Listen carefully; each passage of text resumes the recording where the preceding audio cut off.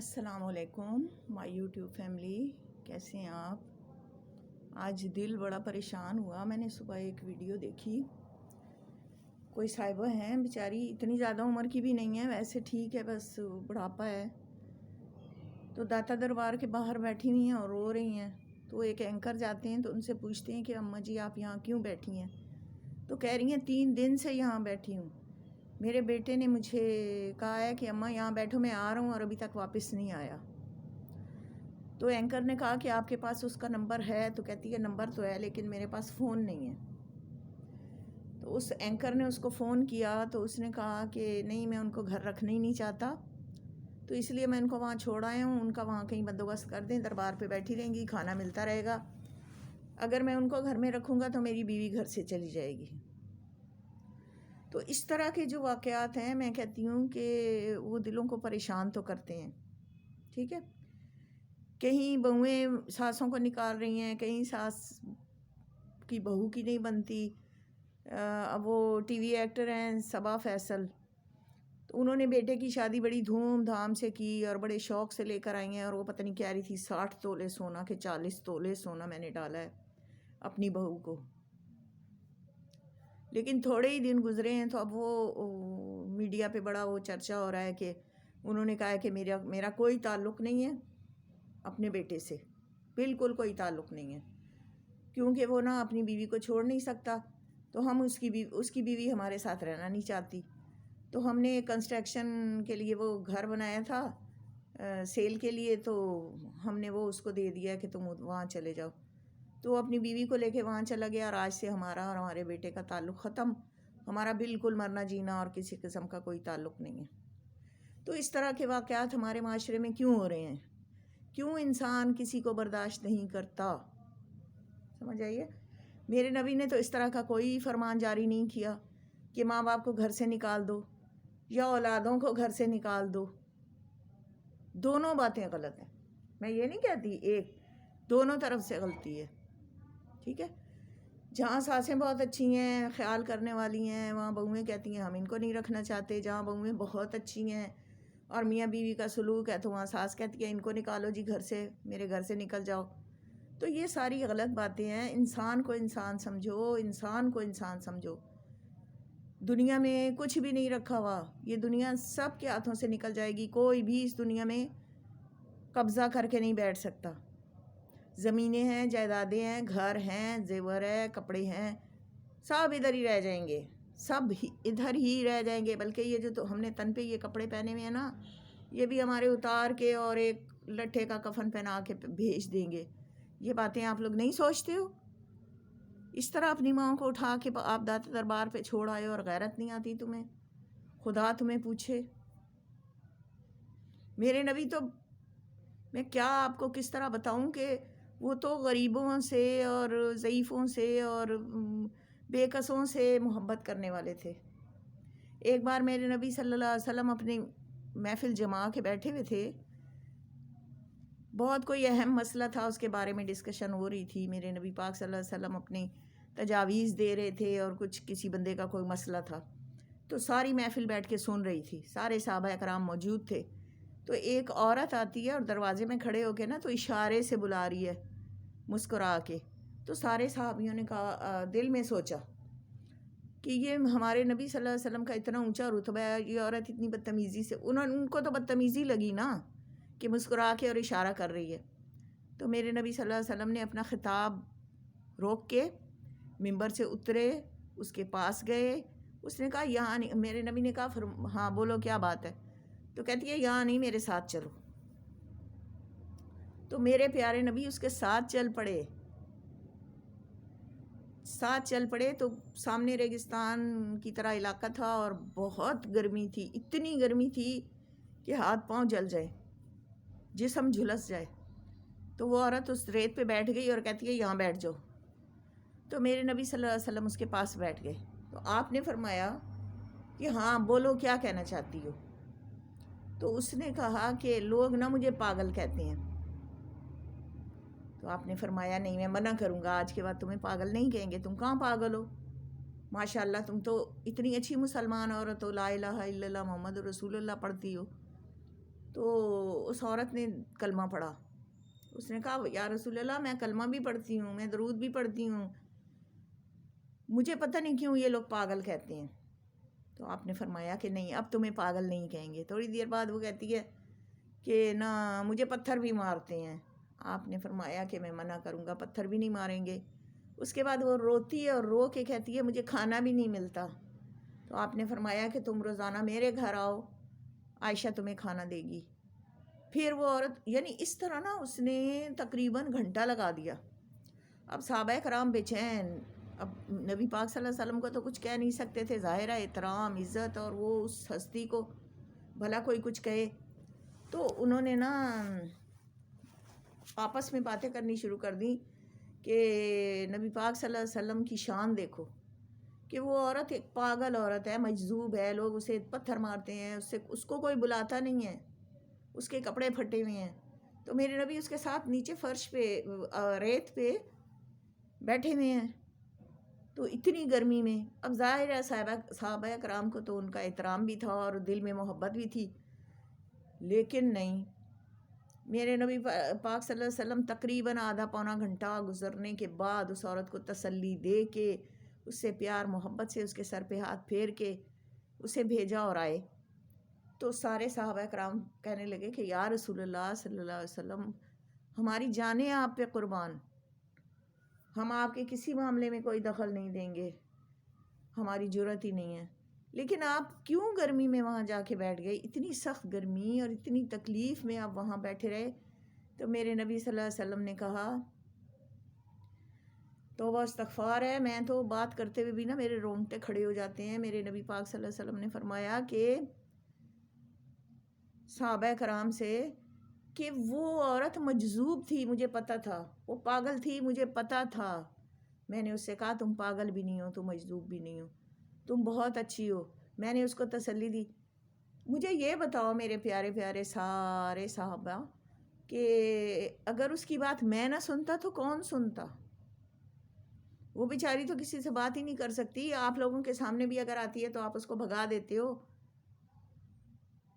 سمجھ آئیے نا, میں تو اس کی بات سنوں گا, میں تو مسکینوں کی سنوں گا, غریبوں کی سنوں گا, یتیموں کی سنوں گا, بے بسوں کی سنوں گا. تو میں نہیں سنوں گا تو بتاؤ کون سنے گا؟ ہم کہتے ہیں نا آقا آپ ہماری نہیں سنیں گے تو پھر ہماری کون سنے گا؟ تو میرے نبی صلی اللہ علیہ وسلم تو اس طرح کے لوگوں کو بھی اتنی عزت دیا کرتے تھے. ہمارے معاشرے میں ماں باپ کی عزت نہیں ہے.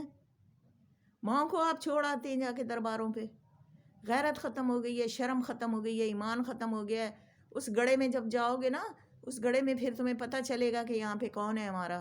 یہ ساری دولتیں اور جس غرور پہ اور جس اپنے وہ محبت کرنے والوں کے عشق میں آپ اپنے ماں باپ کو باہر بھیج دیتے ہو اور چھوڑ آتے ہو, اور اب تمہیں یاد بھی نہیں آتا, ترس بھی نہیں آتا, تو پھر ایسے لوگوں کی کون سنے گا؟ یا اللہ سنے گا یا اللہ پاک کے نبی سنیں گے. وہ بے بسوں اور بے کسوں نے کہا نا کہ چلو دربار مصطفیٰ پہ چلیں, کھوٹے سکے وہیں پہ چلتے ہیں. یہ جتنے کھوٹے سکے ہم نے سمجھے ہوئے ہیں نا دنیا میں کہ یہ سارے لوگ کھوٹے سکے ہیں, ان کی تو اہمیت ہی کوئی نہیں ہے, ان کی تو اوقات ہی کوئی نہیں ہے, یہ تو کسی چیز کا ان کو پتہ ہی نہیں ہے, یہ تو جاہل ہیں, ان کو تو کسی چیز کا پتہ نہیں ہے. سمجھ آئیے نا, وہ سارے میرے نبی کے جھنڈے کے نیچے کھڑے ہوں گے قیامت والے دن. میرے نبی نے ان کے اوپر سایہ کیا ہوگا, حوض کوثر پہ سب سے پہلے پانی ان کو پلایا جائے گا جن کو دنیا میں ترسایا گیا ہے. اللہ کا خوف ختم ہو گیا ہے, اللہ کا خوف ختم ہو گیا ہے. کس کی بات کریں؟ اب وائی ٹی پہ جاؤ, کس کی بات کریں؟ ایک کی کرو وہ گالیاں دے رہا ہے, دوسرے کی کرو وہ گالیاں دے رہا ہے, تیسرے کی کرو وہ پول کھول رہا ہے, چوتھے کی کرو تو وہ سارے عیب نکال کے رکھ رہا ہے, پانچویں کرو تو وہ کہتا ہے مجھے میرے ذرائع نے بتایا ہے, میرے پاس بھی بڑے ریسورسز ہیں, میں فلاں جگہ سے پتہ لگا لیتا ہوں. جس کو ذلیل کرنا ہے, جس کو بغیرت لوگوں نے ذلیل کرنا ہے, ان لوگوں کے کچے چٹے کھول کے آپ بیٹھ جاتے ہو. کوئی غلط کر رہا ہے تو اپنے لیے کر رہا ہے نا، اپنی قبر میں جائے گا نا، آپ کو کیا ہو رہا ہے اس سے؟ ہاں نصیحت کرو، یہ نہیں ہے آن کیمرہ، نصیحت کرو، ہدایت کرو، رب العالمین نے فرمایا ہے تبلیغ کرو، نصیحت کرو، برائیوں سے بچاؤ، اچھائیوں کو قریب لاؤ، تو یہ کام کرو نا۔ یہ تھوڑی ہے کہ اب میں بیٹھ گئی ہوں تو اب میں، وہ تو میرے نبی صلی اللہ علیہ وسلم جب معراج سے واپس آئے تھے تو لوگوں نے کہا تھا کہ جھوٹ ہے، ہم تو نہیں سمجھتے کہ آپ راتوں رات عرش سے بھی ہو کے آ گئے ہیں۔ تو اس دور میں بھی ایک صدیق تھا جس نے کہا تھا کہ میں یقین کرتا ہوں، میرے نبی دن کہیں تو دن ہے، رات کہیں تو رات ہے، دن کو رات کہہ دیں تو میں مان جاؤں گا۔ سب سے پہلے میرے نبی کی اس بات کی تصدیق معراج کی حضرت ابوبکر صدیق نے کی تھی، اور آپ کو پتہ ہے ہزاروں سال گزر چکے ہیں، آج بھی ہم لوگ صدیق اکبر کا نام لیتے ہیں، عمر کا نام لیتے ہیں، حضرت علی کا نام لیتے ہیں، عثمان کا نام لیتے ہیں، اہل بیت کا نام لیتے ہیں، صحابہ کرام کا نام لیتے ہیں۔ کیوں لیتے ہیں؟ انہوں نے اچھائیاں کر کے اپنے نام کو زندہ کیا ہے۔ ہم تو ڈوب کے مر جائیں جو ہم اپنے ماں باپ کے ساتھ اس طرح کا سلوک کریں تو۔ ماں باپ کا تو چہرہ دیکھنا بھی حج کا ثواب ہے۔ شیطان اتنا سوار ہو گیا ہے اب آپ لوگوں کے اوپر کہ آپ کو گھر کے حقوق سنبھالو، اپنی بیوی، اپنے بچے، اپنے بہن بھائی، سب سے اپنے نبھاؤ، لیکن اس طرح کی حرکتیں نہ کرو اپنے ماں باپ کے ساتھ۔ مجھے بڑا دکھ ہوا ہے، وہ عورت رو رہی تھی۔ یقین کریں کہ میں کراچی میں ہوں، اگر میں لاہور ہوتی تو اس کو اپنے گھر لے آتی، پھر میں دیکھتی کہ کس طرح نہیں اس کو کوئی سنبھالتا۔ لیکن اس کا بیٹا اگر سن رہا ہے نا تو میں آج بھی اس پہ کروڑوں لعنت بھیجتی ہوں، کروڑوں لعنت بھیجتی ہوں کہ تم اپنی ماں کو، اتنے اچھے اس نے ویورس کپڑے پہنے ہوئے تھے اور اس کو لا کے مزار پہ بٹھا گیا کہ اماں بیٹھو میں آپ کے لیے کھانے کو کچھ لاتا ہوں، اور غائب ہو گیا۔ اور اینکر اس کو کہہ رہا تھا کہ چلے اماں جی اندر، اس نے کہا نہیں میں یہیں بیٹھوں گی، وہ یہیں آئے گا۔ اس نے مجھے کہا تھا یہیں بیٹھے رہنا، میں ابھی آتا ہوں، اگر میں ادھر ہو گئی تو بیچارہ آ گیا تو میں کہاں جاؤں گی، اور 3 دن ہو چکے تھے۔ تو پاگل عورت، وہ 3 دن بعد آئے گا، اس نے آنا ہوتا تو گھنٹے بعد آ جاتا۔ اور پھر جب اینکر نے فون کیا تو اس نے کہا کہ نہیں میں نہیں رکھ سکتا، پھر میرا گھر خراب ہوتا ہے۔ تو ان چیزوں کو ہم مسلمان نہیں سوچیں گے تو کون سوچے گا؟ ہمارا اسلام یہ کہتا ہے۔ ہمارا یہ پڑوسی ملک انڈیا ہے، ماشاءاللہ دیکھو آپ لوگ، اس طرح وہاں بھی نہیں ہو رہا، ہمارے وہ بہن بھائی بھی اس طرح نہیں کر رہے، کچھ ہیں اس میں۔